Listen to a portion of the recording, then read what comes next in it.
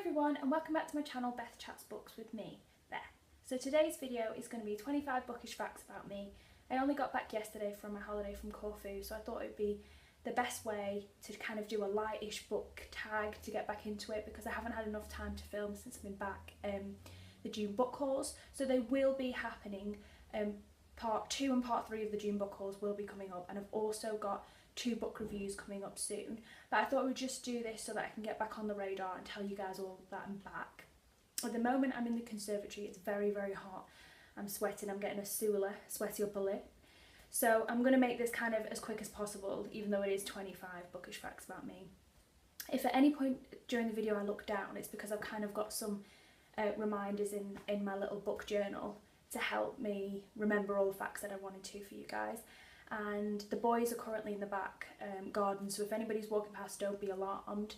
That's just family members. I've just tried to get away with doing this video now because nobody's in the living room at the moment, so I have a little bit of peace and quiet, and I am sweating in here, so I will make it as kind of quick as possible. So let's just get straight into the book tag. So number 1, favourite authors. I don't really have a favourite author, I have favourite authors.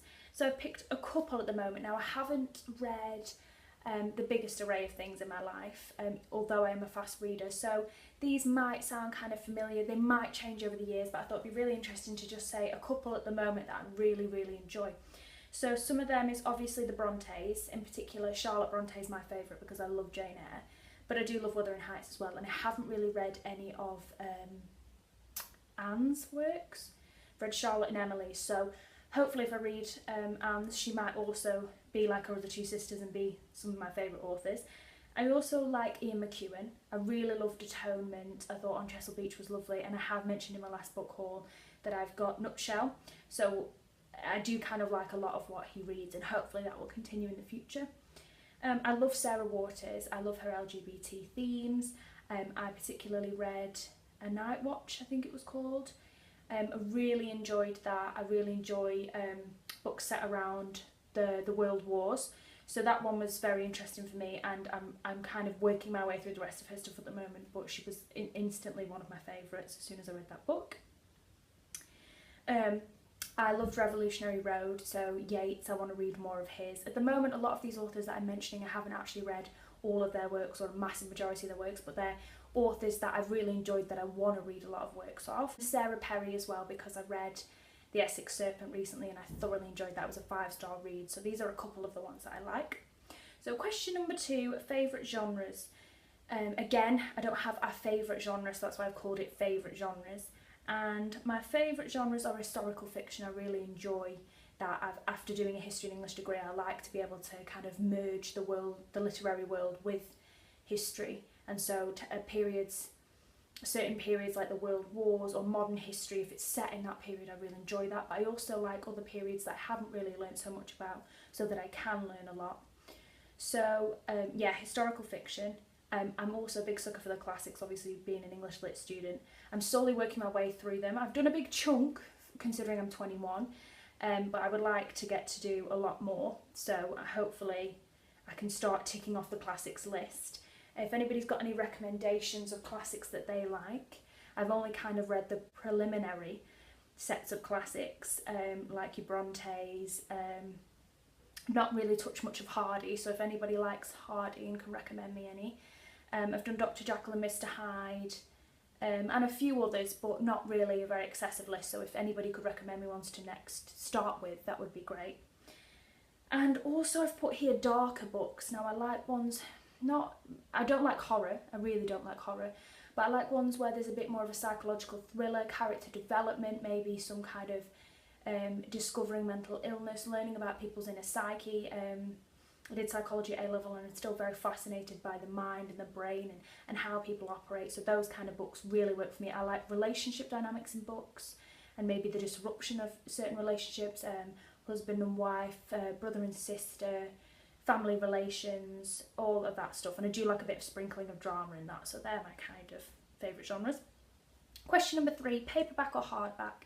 Now I'm going to say a controversial answer by kind of answering both, but in terms of reading quality I prefer paperback because they're easier to travel with, They read better, you can kind of get them a bit more crumpled while you're reading them, and it's just more enjoyable to read a paperback. But in terms of what I prefer aesthetically, it's always going to be a hardback for me. I absolutely adore hardbacks. And if I really love a book, I will pursue it in a nice edition hardback to add to my shelves. Whereas a paperback, I feel like I can be a little bit more rugged with. With a hardback, it's a lot more difficult to read. You don't want to break the spine, you don't want to injure it, and they're a lot more susceptible to damage, I think, when you actually read them. So a lot of the time I will read the book in paperback, but then if I like it, I'll get the hardback and barely ever read the hardback, but just have it there, which is a bit silly. But question number 4, book or Kindle? 100% always going to be a book for me. I did have a Kindle a couple of years back and I didn't really get on with it. I don't like reading anything electronically. At university, reading a lot of texts, big long texts that were about 40 pages long on a computer screen really hurts my eyes. I start getting that weird eye twitch. I really don't enjoy that, so always going to be a book for me. Number 5, an interesting fact about me, and most book lovers will probably have this as their secret fact as well, is that I adore the smell of books. I love musty library smelling books, but I also love that fresh printed ink smell as well. If I could have that as a perfume around me all the time, I would. I just think there's something really comforting about the smell of books. Previously I've kept that as a big secret because my family think it's very weird to sniff books, you know, in the library, or if you go to a bookshop you kind of by accidentally just creep it to your nose to get a good whiff, and my family think that's very, very strange. So I haven't really told anyone, but I feel like I could confess that to you as booktubers, because you'll know that loving the smell of books is a real book nerd thing. So I think out of anybody in the world, you guys will let me off. Number 6, favourite drink and snack combination when reading. I really enjoy either a cup of tea or a coffee when I'm reading, but I also really like a glass of red wine. My favourite kind of red is a Merlot, and that goes really nice with a book. And usually my favourite kind of snack would be some kind of chocolate or crisp, something to dip in. I wouldn't sit and have a big meal and have a book with me. I'd have just something nibbly, maybe nuts or something like that. Number 7, favourite experience when reading. I called it favourite experience when reading because I didn't know how else to categorise it, but I absolutely adore being snuggled in bed reading a book when it's absolutely tipping it down outside, when it's raining, cats and dogs, when it's absolutely thundering it down. I just think there's something really comforting about reading inside when it's raining. You can hear the pitter-patter on your window. I've always loved that since I was a young child, and the idea of being snuggled inside when it's raining outside has always been really comforting to me, but it also enhances my reading experience. I feel very cosy in bed when it is raining, right? I've always been an avid reader, and I was a very opportunistic reader when I was younger, so I had this habit of taking a book literally everywhere with me. So I would have it in the bath. If I was brushing my teeth, I'd be holding it. If I was having a meal, I would have it to the side of me. Now, as I just mentioned with the other fact, I don't tend to eat meals and read, but when I was little I used to eat cereal and read. I would put it in my rucksack. If we was going for a walk, I would take a rucksack with a book in it, even though I was not capable of being able to read and walk. If I was going to visit friends, I would take a book with me. I was very obsessive about being everywhere, just so that any moment that I could possibly have to read, I could. But now, obviously, if I'm going for appointments and things, I will take a book. But generally, I know that it's not socially right to take a book into social situations or to people's houses, so I don't tend to do that so much. 9 is I love reading in the car. A lot of my family think it's very weird, and I know that my boyfriend gets car sickness, so he thinks it's very strange that I can read in the car. But I've always found it amazingly comforting. I get very lethargic and kind of peaceful on public transport, which sounds strange, but buses, trains, I'm always that person that's staring out the window, that's got completely lost in her thoughts, and I really feel comforted when I'm just kind of in that environment on some kind of public transport or the car. And so I really either enjoy just staring out the window and kind of thinking things through, or reading a book. And I have a habit of, I'll get to the end of a chapter and I'll look outside and I'll muse on it while I'm in the car. A lot of people think it's very strange that I can read in the car, but when I was little I always used to get super excited about the idea of going on a long car journey. So if it was going to be 2 hours or more, I would rush to put all my books down off the bookshelf and pick the best ones that I wanted to read. Number 10, I've always been sucked into the world of a book quite fast. So I'm that kind of person that's nodding, saying, yeah, when someone's asking me a question when I'm reading, but I'm not actually really listening. I can't fully engage in a conversation and read, and usually I will have this habit where you want to get to the end of the sentence or the end of a page. So if someone tries to interrupt me and says to me, oh, we need to go shopping now, we need to do something else, I just wait till I finish this chapter or this page, because I find it really difficult to kind of leave a book in mid-sentence or mid-page. I kind of want to get as near to the next point. If I can't finish to the next chapter, I usually try to the next kind of breakup of text, you know, where there's a bit of a gap, the next paragraph where I can fully see what I'm doing, and I'll put the bookmark in. So number 11, I really enjoy reading as well when the TV's on, which is very strange because a lot of people say, oh, doesn't that distract you? I can't read when the television's on, blah, blah, blah. But there's something really comforting about having the whole family watching TV while I'm reading a book, and I can actually read quite easily with distractions. I've often had like music playing with family, or the TV's always been on when I was a young kid. There's always been some kind of noise distraction. I'm very good at being able to block all of that out when I read. Before I move on to question 12, I just want to say apologies for if you can see how badly I'm sweating in this conservatory. It is so hot, but because I'm kind of in the flow, I just thought I might as well get it over with. But I do apologise if you see the stickiness on my face. I am very hot, but we're going to power through. Okay, so number 12.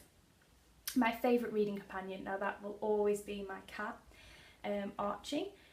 He's always usually sat at you in the evening. He likes sitting on your lap, so it's always nice and cosy when he's around and there's blankets around reading. He's always very peaceful. He does occasionally purr, which is quite irritating when you're trying to read, but it's just snuggly, and it reminds me of my childhood because we've had the cat now since we were very young, so it has kind of been like my best setting to read and my comfortable setting to read. So number 13, I'm a relatively fast reader. So sometimes if there's quite a small book, I can read it in one sitting. If it's a larger book, sometimes it'll take me a couple of days, but if I'm determined, I can absolutely power through books and just get involved completely. I'm not one of these people that has to take breaks. I can sit there for hours on end reading a book. And number 14, I find quite difficult, is not to be able to read a book fast, but to be able to comprehend everything that I want to say and think about a book as I'm reading it. So I usually get to the end and forget half of what my initial thoughts or character development. So I've started getting those little stickers that you put in books on a really good quote or a passage, because often I will read a book and I'll come across it and say, oh, that's really great, but never stick a little reminder in, and then I lose it, and then when I want to try and talk to somebody about the book, or I want to do book reviews for this channel, I'll completely forget where the passage was in the book and it's completely lost. So I'm trying to work on being able to be better at relaying my initial reading thoughts, but afterwards. Number 15, these are going to be books that I disliked. I was originally going to say books I hated, but I think that's very controversial because I didn't hate all of these books. Now, a lot of these books will be everybody's favourite books, so I apologise if I've actually slaughtered books that you love dearly, but I really had a lot of problems with these books. So the first one, this is also quite a big list. The first one is Twilight. After New Moon, the whole series just demised for me. I read it when I was very young and when it was the cool thing to read, but I never really got into it. I'm not big into the fantasy werewolf vampire thing anyway. But I just thought it was a load of drivel, and a New Moon where she's just pathetically pining over him. I just thought it was kind of nauseating, and I really didn't enjoy that. Number 2 is a very strange one, and I don't know if anybody will have read it, but it's called How to Measure a Cow by Margaret Forster. I want to say Forster. And she writes really poorly, in my opinion. So I really struggled. It was one of these crime thrillers. She's left and she's been in prison for something, and she's left her local area, and they've made her go to this new area. She's got to have this low-key job, and then she starts making friends, and they find out, or old friends come out the woodworks to reveal things. And I don't really mind reading books like that, but her writing style was very painful. Structurally, it was an absolute mess. There were so many wrong tenses in it. I really, really struggled. Now, I don't know about you guys, but I have pet peeves about if sentences are in the wrong tense, if the sentence doesn't make sense. Sometimes I really struggle, and I will pick up on it a lot, although a lot of people sometimes don't. So that book structurally was very weak for me, and I was really unhappy reading it, and it didn't have a satisfying ending. It was very repetitive, so I didn't enjoy that. I also hated, this one I did hate, Harry Potter and the Cursed Child, and if you would want an actual in-depth review on that, I can give you that. But I just thought the whole thing was farcical, and I think if she'd have completely binned that book and never done it again, we would all be much better off, because I think we should have left Harry Potter where it was, frankly. And the last one I didn't enjoy very much was, you guys are going to hate me, I didn't enjoy The Fault in Our Stars by John Green. Now I know it was a lot of people's favourite books, but I thought it was corny in bits. I didn't think it wasn't what I expected. I know a lot of people think it was done very sensitively and the romance was really good in the development, but I had a lot of issues with it. I didn't like the characters. I didn't feel emotively connected to the storyline. I think it was a good idea, but it really wasn't my cup of tea. So yeah, they were books I didn't like. And then number 16, books that gave me major feels.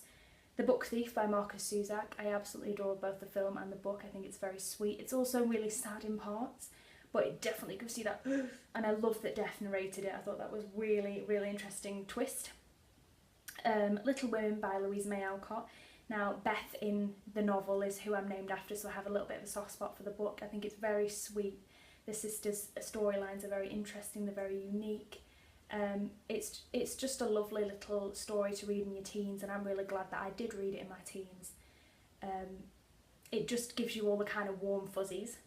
And then The Kite Runner absolutely broke my heart by Khaled Hosseini.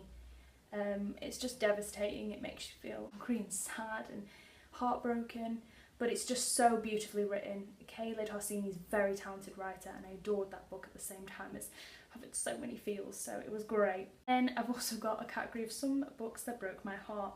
Now, one of those is Born Survivors by Wendy Holden, and I don't know if that's on loads of people's radars, but it's kind of a fiction, but it's about 3 women who had babies in concentration camps during the Holocaust, and it was heart-wrenching, it was brutal, very devastating, but it had a very true kind of ending. It didn't give you any false hope. Revolutionary Road, obviously I've mentioned that earlier, I absolutely loved that book. And The Help by Catherine Stockett. That one, it's just beautiful, I just adore it. I really love the film as well. It's the film is very faithful to the book. It's just very sad, just fantastic. I haven't read much dystopian, but some dystopian that I really want to get off on my bucket list is Brave New World, George Orwell's 1984, Brad Braby's Fahrenheit 151, and Anthony Burgess's A Clockwork Orange. I don't really know if that classes as dystopian, but these are massively on my bucket list and have been since they ever came on my radar. 19, if I could have a book club and any 3 celebrities dead or alive, I've put David Attenborough because he's an absolute treasure in the UK. Anybody in the UK will know who he is. Anybody that doesn't, go and Google him and learn who he is, because he's absolutely amazing and he would give me all the feels. Number 2, Tom Hanks, because I think he's an incredible actor and I'd be fascinated to just kind of talk to him. And Jo Brand, who's also on the British radar, but I just think she's hilarious. She brings some kind of sarcasm. Hi guys, sorry, it got that hot in the conservatory that the iPad did not like it, so I've just quickly switched here to film the rest of the video. So apologies that the background isn't what it wanted to be, but it's absolutely roasting hot here and I just didn't want to damage the iPad anymore, so I've just rushed into the living room to finish the rest of it. Fact number 20. If I visit a city, I always try to look for the bookshop, and I usually try and drag my boyfriend in there to look at the bookshop as well. Luckily he does like visiting bookshops as well, so that's okay. But wherever I go, that's the first place I want to see, more than museums, even though I do enjoy a good museum. Always the bookshop. Number 21. I will always spend any spare money that I can on books. I'm not big into beauty or DVDs or posh nights out and drinking and food. That's not where I usually spend my extra money. If I possibly could, I will go straight into Waterstones or on Amazon and spend a lot of money on books if I could. So they're definitely the things that I want. Usually I have book related goals, so to get a certain book in an edition or a TBR that I really need to get to, and they're usually my motivations for spending money, usually on books. Fact number 22, my goal for the future is to have my own library, a bit like Belle from Beauty and the Beast. I was always fascinated by that library. I want to eventually get my own library in a house of my own, and kind of a reading nook. I know a lot of people will know what that is and Google it if not online. They're just like little nice places to read inside your library. It's something that I've always wanted since I was young. That's the absolute dream, to have a book paradise room, so hopefully eventually I will get there. Fact number 23, I used to be very self-conscious about reading in public, you know, like on benches or on trains, in coffee shops. I always used to think it was such a romantic notion to read a book and have a coffee in a coffee shop, but I was always very self-conscious about doing that, thinking I was going to come across as a real book geek. But now I've kind of embraced the geek, and wherever I can have a spare moment I will. BookTube has really helped with that. So many people are just reading in public or vlogging their reading and really enjoying it, so I've just embraced it and said, you know what, fuck it, I'll just read wherever I feel comfortable and wherever there's a moment. And then 24, if anybody ever asks me or they want to treat me to something and they say like, what do you want, it's always a book, unless I have to need necessities like moisturiser or makeup bits. But I feel like getting a book is that absolute Christmassy feeling, you know, when someone sends you a book. To me, it's the greatest gift that I receive. I get so excited about receiving them, or if I order them on Amazon, just waiting for them. So it really is the absolute best gift in the world for me. So I always, if I have an opportunity to get a gift off someone, will always ask for a book. And I'll always be quite specific about what kind of book I want as well, because usually at that time I either have something on my TBR or I have a beautiful edition in mind. So there's that. Number 25, find it very strange when somebody says to you that they've never been able to finish a book. I kind of get that horrible cold feeling when someone says that, because I just think that's so unnatural, that you could have never finished a book in your life. As I've written here, what on earth is wrong with you? So I just think that's very, very strange. I'm usually one of those people that will carry on reading a book about, even if I don't like it. There's the whole debate of, do you DNF, do you not? And I'm really bad at DNFing. I probably don't do that very often because I feel like you have to pursue it as a challenge. And yes, I know there's better books out there you could be reading, but I always feel like sometimes enduring it is part of the process, and it's only going to be an extra couple of hours of your life, and you're probably just going to monotonously watch TV anyway, so you might as well just finish it just for your own personal satisfaction. So I'm not a big DNFer. And then the bonus fact, 26, yes guys, there's a bonus fact. I am one of these people that cannot watch the film first if I know it was a book and I'm interested in that particular film. I will always have to find the original book, read that first and compare to the film, because I hate watching a film first and then knowing there's a book, because it's ruined the opportunity for me to start to understand what the characters are. So like with Harry Potter, I'm very thankful that I got to read it first, so I could decide who Hermione or Harry or Dumbledore were before getting the on-screen version. I absolutely hate when films don't give me the opportunity to feel and think and imagine what the character is going to be like, so I absolutely hate that. And also, I'm one of these weird people that if I'm going to read a series, which is usually quite rare, but if I am going to read a series, I have to have all the series in physical copy at my kind of disposal, at my side, ready, before I can even read the first one, just because if I want to binge the whole series and I haven't got book number 3, say, or book number 6, it would be really frustrating for me to have to wait. So that's all my 25 bookish facts. I hope I didn't bore you restless. And I hope you enjoyed some parts of it. I'm really sorry that this second bit, like the footage is all over the place, but I just wanted to quickly rush it because I'm very hot and sticky. The iPad was not liking the heat, and I just wanted to get one of these new films out so that you're not thinking, where the hell have I gone? So I hope you enjoyed this video, and I'll see you soon. Bye.